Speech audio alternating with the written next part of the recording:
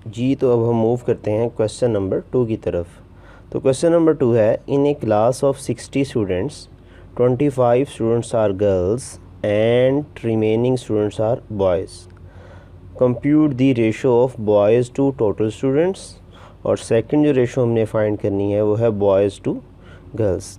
Total class में जो students हैं वो है 60 और उनमें गर्ल्स की तादाद हमें बता दी गई है वो है 25 और हमसे पूछा गया है कि बॉयज़ की टोटल स्टूडेंट्स के साथ रेशो कितनी होगी। तो ये देखें, सबसे पहले मैंने नंबर ऑफ़ बॉयज़ को फाइंड करना है कि बॉयज़ हैं कितने। जब टोटल हमें पता है उनमें से या तो बॉयज़ होंगे या गर्ल्स हैं। दो तरह के स्टूडेंट्स हो सकते हैं किसी क्लास में। अब गर्ल्स हैं 25 तो बॉयज़ होंगे 60, यानी कि टोटल स्टूडेंट्स माइनस 25 और 35, बॉयज़ की तादाद आई 35। अब हमने रेशो फाइंड करनी है बॉयज़ की टोटल स्टूडेंट्स से। तो वेरी इजी, हम क्या करेंगे, बॉयज़ की जो तादाद है वो लिखेंगे यहाँ पे 35 और उसकी रेशो फाइंड करनी है टोटल्स। तो टोटल है 60, यानी कि हम इन दोनों को डिवाइड कर देंगे, फ्रैक्शन की फॉर्म में लिखेंगे 35/60 और जिसका आंसर आएगा 7/12। That is our required answer. Same ऐसे ही हमें अब रेशो फाइंड करनी है बॉयज़ की गर्ल्स के साथ, बॉयज़ टू गर्ल्स। तो बॉयज़ कितने हैं 35 और गर्ल्स कितनी हैं जी 25। जब हम इसकी रेशो फाइंड करेंगे 35/25 that is equal to 7/5 and that is our required solution and answer. Now we will move towards question number 3 जी। तो क्वेश्चन नंबर 3 है, if 3 into 4x minus 5y is equal to 2x minus 7y then find the ratio of x over y। हमें x over y की ratio find करनी है। तो सबसे पहले हम क्या करते हैं, हम ये जो हमें इक्वेशन दी गई है हम इसको ज़रा एक्सपेंड कर लेते हैं। 3 को मल्टीप्लाई करें 4x से तो ये आएगा 12x माइनस 5 3 ज़ा 15y is equal to 2x minus 7y। अब x वाली टर्म्स एक साइड पे लेके आएंगे, 12x माइनस 2x और 15y minus 7y। 12x minus 2x it is 10x and 15y minus 7y it is 8y। अब y को शिफ्ट कर लेंगे इधर और 10 को ले जाएंगे उधर, तो x ओवर y हमारे पास रेशो फाइंड हो जाएगी 8/10 दैट इज़ मल्टीपल ऑफ 2। 8 भी 2 का मल्टीपल है, 10 भी, तो 2 4 ज़ा 8, 2 5 ज़ा 10। देखें हमने x ओवर y की रेशो फाइंड कर ली, यही हमसे पूछा गया था क्वेश्चन में। Now we will move towards question number 4।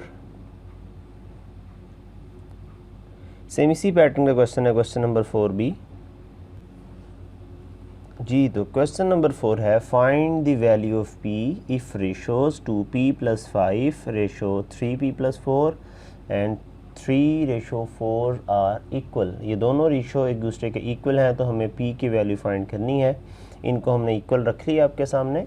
अब इक्वल हम इसको फ्रैक्शन की फॉर्म में भी लिख सकते हैं, तो मैं इसको फ्रैक्शन की फॉर्म में लिखता हूँ। 2p + 5 over 3p + 4 is equal to 3/4। By cross multiplying हम इसे क्रॉस मल्टीप्लाई करते हैं तो देखते हैं कि क्या p की वैल्यू निकलती है। 4 को मल्टीप्लाई करेंगे 2p + 5 और 3 को मल्टीप्लाई करेंगे 3p + 4 से। 4 2 ज़ा 8p एंड 5 4 ज़ा 20, 3 3 ज़ा 9p, 4 3 ज़ा 12। 20 माइनस 12 कॉन्स्टेंट टर्म मैं इधर ले आया हूँ, 9p minus 8p, 9p minus 8p it is p and 20 minus 12 it is 8। p की वैल्यू आ चुकी है हमारे पास जो कि 8 है। That is our required answer and solution. और क्वेश्चन नंबर 5 भी सेम इसी पैटर्न पे है, तो सॉल्व करते हैं क्वेश्चन नंबर 5 जी। तो क्वेश्चन नंबर 5 है, if ratios 3x + 1 ratio 6 + 4x and 2:5 are equal find the value of x। तो लिख लेते हैं जो जो रेशो हमें इक्वल दी गई हैं। 3x + 1 ओवर, मैं इसको फ्रैक्शन की फॉर्म में डायरेक्ट ही लिख रहा हूँ लेकिन आप एक स्टेप मज़ीद भी इसका कर सकते हैं, 6 + 4x और दूसरी रेशो हमें दी गई है 2:5। Cross multiplying 5 × 3x + 1 and 2 into 6 plus 4x, 15x plus 5, 6 2s are 12 plus 8x, 15x minus 8x, 12 minus 5, ये आ गया 7x और इधर से भी 7, x equal to 7 over 7, x equal to 1. That is our required solution and answer. तो move करते हैं question number 6 की तरफ. तो क्वेश्चन नंबर 6 है, two numbers are in ratios 5:8. If 9 is added to each number, we get a new number 8:11. Find the numbers. हमें numbers नहीं बताए गए, लेकिन नंबर्स जिस रेशो में है वो बताए गए हैं. हम सपोज कर लेते हैं कि नंबर है 5x, यानी कि 5 वो रेशो है तो x उसके साथ कुछ मल्टीप्लाई होगा, और दूसरा नंबर है 8x. हमने ये सपोज कर लिया. 5/8 रेशो दी गई थी, नंबर नहीं दिए गए थे. यहाँ पे ये चीज़ आपने याद रखनी है कि 5 और 8 जो हैं ये नंबर्स नहीं हैं, ये नंबर्स जिस रेशो में हैं. हो सकता है कि इनमें से कुछ कॉमन हो और वो उसने कटिंग की हो. तो इस रेशो में नंबर दिए गए हैं. हमने x उसके साथ इसलिए लगाया है कि कुछ ना कुछ वैल्यू जो इसके साथ मल्टीप्लाई होकर नंबर बनेगा, इसलिए हमने 5x और 8x इसको सपोज किया. अब हम उसको रेशो की फॉर्म में लिखते हैं, जिसमें वो कह रहा है कि अगर इसमें 9 ऐड कर दिया जाए ऊपर भी और नीचे भी, 8x में भी 9 ऐड कर दें, तो जो रेशो बनती है वो है 8:11. अब ये क्वेश्चन बिल्कुल क्वेश्चन नंबर 5 और 4 की तरह का हो गया है. हम इसको सॉल्व करते हैं. 11 into 5x plus 9 and 8 into 8x plus 9. 11 5 ज़ा 55x, 11 9 ज़ा 90, 9 8 8 ज़ा 64x and 9 8 ज़ा 72. अब 99 minus 72, 64x minus 55x, 64 minus तो ये आ जाएगा 9x and 99 minus 72 it is 27. x equal to 27 over 9 and x equal to 3. अब ये हमने x ये चीज़ फाइंड किया, नंबर्स नहीं है, तो our required number is 5x. क्या बन जाएगा 5 इंटू 3 इट्स 15 और 8x 8 into 3 it is 24. 15 and 24 are our required answer and required solution. Now question number 7. जी, तो क्वेश्चन नंबर 7 भी इसी तरह का है जैसे हमने क्वेश्चन नंबर 6 सॉल्व किया.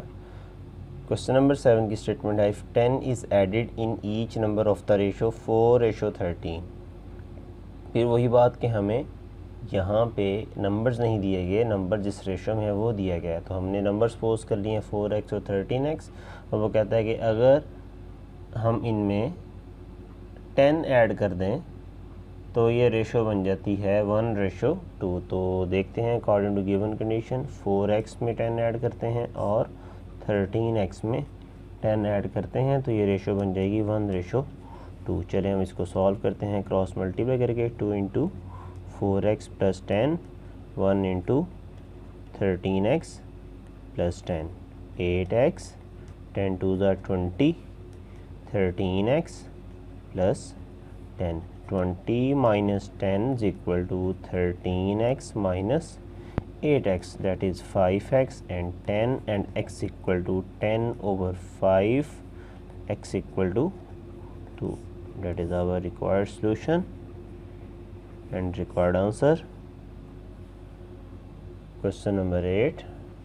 Very easy question number 8. Question number 8 में हमसे ये कहा गया है कि 8 kg मैंगोज़ की प्राइस क्या होगी अगर 5 kg मैंगोज़ जो हैं 250 के हैं. ये तो कॉमन सेंस का भी क्वेश्चन है, हम डेली लाइफ में इसको यूज़ करते हैं. तो देखते हैं कि 8 kg मैंगोज़ कितने होंगे, लेकिन हम यहाँ पे इसको प्रोपोर्शन वाले मेथड से सॉल्व करेंगे क्योंकि हमारे पास दो चीज़ों का कंपैरिजन है. 8 kg मैंगोज़ की प्राइस जो है वो फाइंड करनी है. एक रेशो ये बनेगी और दूसरी 5 kg की रेशो है 250 के साथ. तो हम लिखते हैं, एक तरफ आ जाएगा वेट आएगा मैंगोज़ का, दूसरी तरफ प्राइस आ जाएगी.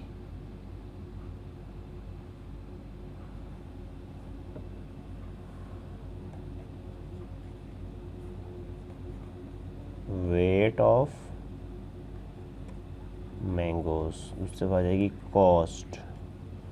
तो वेट किस रेशो में है, 8 kg और 5 kg, और प्राइस जो है वो है हमने 8 kg की फाइंड करनी है, 5 kg की हमें दी गई है 250। तो फार्मूला यूज़ करते हैं product of extremes equal to product of mean. लिख लेते हैं यहाँ पे product of extreme is equal to product of mean. Extreme क्या है, 8 मल्टीप्लाई बाय 250, और मीन क्या है 5 और x की वैल्यू आ जाएगी 8 मल्टीप्लाई बाय 250 ओवर 5 की अगर हम कटिंग कर दें 250 से, 5 5 25, तो ये 50 आ जाएगा, यानी कि 8 मल्टीप्लाई बाय 50, और 850 टाइम इट इज़ 400 रुपीज़ की प्राइस होगी 8 kg मैंगोज़ की। That is our required solution and answer. अब देखते हैं क्वेश्चन नंबर 9 जी। तो सॉल्व करते हैं क्वेश्चन नंबर 9, जो थोड़ा सा डिफरेंट भी है और इम्पोर्टेंट भी है। इस लिहाज से मैं यहाँ पे इम्पोर्टेंट लिख देता हूँ, मेंशन कर देता हूँ। उसमें कहा यह गया है कि अगर A/B है 7/6 के बराबर, A/B किसके इक्वल है 7/6 के, यानी कि A/B 7/6 के इक्वल है, तो हमें प्राइस फाइंड करनी है, वैल्यू फाइंड करनी है 3A + 5B ratio 7B - 5A। ये रेशो हमें फाइंड करनी है, जिसको मैं इस फॉर्म में लिख लेता हूँ 3A + 5B over 7B - 5A, that is equal to question mark. हमें ये फाइंड करना है। तो इसको फाइंड करने के लिए अगर मैं ऊपर वाली जो दोनों टर्म्स हैं इनमें से अगर B कॉमन ले लूँ तो ये चीज़ बन जाएगी। अगर ऊपर वाली दोनों टर्म्स में से हम B कॉमन ले लें तो ये बन जाएगा 3 × A/B, और 5 रह जाएगा यहाँ पे। एक्चुअली में होता ये है कि जिसके पास तो B था उसने तो उससे कॉमन दे दिया बाहर वाली साइड पे, और जिसके पास नहीं था उसके डिवीजन में आ गया, क्योंकि जब हम B को वापस मल्टीप्लाई करेंगे 3A/B के साथ तो ये B इस B से कैंसिल आउट हो जाएगा। यही यहाँ पे ये चीज़ हुई है। बाज़ स्टूडेंट्स इस चीज़ से कंफ्यूज हो जाते हैं कि यहाँ से हम B कैसे कॉमन लेंगे, जिसके पास बेटा B नहीं होगा उसके डिवीजन में आ जाएगा। अगर हम उससे कॉमन लेंगे न्यूमरेटर से तो उसके डिनोमिनेटर में B वहाँ पे राइज हो जाएगा। ऐसे ही नीचे से भी B कॉमन लेते हैं तो ये बन जाएगा 7 × 7 तो अकेला रह गया, और -5A/B, ये चीज़ रहेगी हमारे पास। अब ये ऐसा हमने क्यों किया है, क्योंकि हम A/B की वैल्यू हमारे पास है, अब इसकी वैल्यू सिर्फ पुट कर सकते हैं, बाकी किसी और की वैल्यू पुट नहीं कर सकते। अब यहाँ पे हम A/B की वैल्यू पुट करते हैं। A/B था 7/6 के इक्वल +5, और 7 - 5 × 7/6। देखते हैं 7 × 3 = 21/6 +5, और मैं ज़रा फ्रैक्शन का सिंबल ऐसे लगा लेता हूँ 7 - 35/6। ऊपर 2 फ्रैक्शंस ऐड हो रही हैं, नीचे भी 2 फ्रैक्शंस ऐड हो रही हैं। हम एलसीएम अप्लाई करते हैं ऊपर भी और नीचे भी इसको सॉल्व करने के लिए। तो देखते हैं क्या चीज़ बनेगी। ऊपर 6 एलसीएम आएगा और यहाँ पे बनेगा 21, 6 5 ज़ा 30, और ये जो मेन फ्रैक्शन थी हमारे पास 6 7 ज़ा 42 -35/6, ये 6 इस 6 से कैंसिल आउट हो जाएगा। लेकिन मैं मज़ीद इसका एक स्टेप करता हूँ ताकि आप लोगों को समझने में ये आसान लगे, मुश्किल नहीं हो आप लोगों को। 21 + 30 ये बन जाएगा 51, और 51/6। इस फ्रैक्शन को हम डिवीजन भी ऐसे भी लिख सकते हैं, डिवाइडेड बाय, और 45 - 35 इट इज़ 7/6। ये दोनों डिवाइड हो रही हैं। अगर हम इस डिवीजन को मल्टीप्लिकेशन में चेंज कर लेते हैं तो ये हो जाएगा 51/6 मल्टीप्लाई बाय 6/7। तो 6 से 6 कैंसिल आउट हो जाएगा। जैसा कि मैं यहाँ पे कह रहा था कि ये 6 से कैंसिल आउट हो जाएगा, वैसे ही मैंने यहाँ पे कैंसिल आउट करके दिखाया आप लोगों के लिए। तो आंसर आएगा 51/6। देखिए हमने इस चीज़ का आंसर फाइंड कर दिया 3a + 5b 7b - 5a। जो हमारे पास डाटा था, गिवन डाटा a/रेशो b की वैल्यू, उसी को हमने सिर्फ इस्तेमाल करके इस रेशो की वैल्यू को फाइंड कर दिया है। That is our required solution and answer. अब सॉल्व करते हैं क्वेश्चन नंबर 10, जिसमें हमें दो रेशोज़ दी गई हैं जो कि एक दूसरे के इक्वल हैं और हमसे कुछ पूछा गया है फिल इन द ब्लैंक्स में। ये एज ए MCQs भी आपको आ सकता है, एज ए शॉर्ट क्वेश्चन भी आ सकता है। सो आप लोगों ने इसे प्रिपेयर करना है ताकि जब आपको आए तो आप इजीली इसको सॉल्व कर सकें। जी तो क्वेश्चन नंबर 10 है, if 24/7 is equal to 6/x then 4x equal to, हमें 4x की वैल्यू फाइंड करनी है। सबसे पहले हम इन रेशोज़ में से 4x बनाएं लेफ़्ट साइड पे, तो हम 4x को फाइंड कर लेंगे।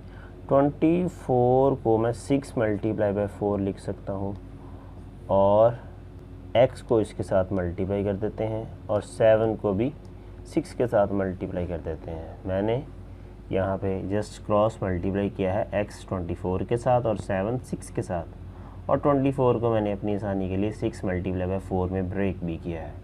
अब ये जो 6 है इसको हम ले जाते हैं राइट साइड पे, तो यहाँ पे रह जाएगा जस्ट 4x और उधर चला जाएगा 6 × 7/6। 6 से 6 कट जाएगा और 4x equal to 7। That is our required solution and answer. 10 part number 2, वहाँ पे हमें गिवन है if 5a/3x is equal to 15b/y then ay is equal to question mark. ये 9 नहीं है, a है, इससे कंफ्यूज नहीं हो जाएगा। आप मल्टीप्लाई करते हैं, क्रॉस मल्टीप्लाई, 5ay 15 × 3bx। हमें ay की वैल्यू फाइंड करनी है। हम 5 को उधर ले जाते हैं, 15 × 3bx। ये मल्टीप्लाई का साइन है, x नहीं है, आपने इस चीज़ से कंफ्यूज नहीं होना। ओवर 5 3 × 15, तो ये आ जाएगा 9bx। ay किसके इक्वल है जी? 9bx। That is required answer. जी तो क्वेश्चन नंबर 10 का पार्ट नंबर 3 है, if 9pq/2lm is equal to 18p/5m then find the value 5q। 5q कैसे फाइंड करना है? हम यहाँ से 9 को हटाना पड़ेगा, 9p को, और इस 5 को इधर लेके आना पड़ेगा। तो मैं यही काम करता हूँ, क्रॉस मल्टीप्लाई करके 5 9pq 18p और 2lm के साथ मल्टीप्लाई हो गए हैं। अब इस 5 और q को यहाँ रहने देता हूँ, 9p को यहाँ से रिमूव कर देता हूँ। 5q 18 × 2 plm, ये तीनों आ गए, और 9p यहाँ से इस तरफ चले गए। p से p कट कैंसिल आउट हो गया, 9 1 ज़ा 9, 9 2 ज़ा 18, तो ये बन गया 2 2 ज़ा 4l, और m भी था यहाँ डिनोमिनेटर में, यहाँ पे m भी आएगा, m से m भी कैंसिल आउट हो जाएगा, तो ये 4l के इक्वल है। 5q is equal to 4l। That is our required solution and answer.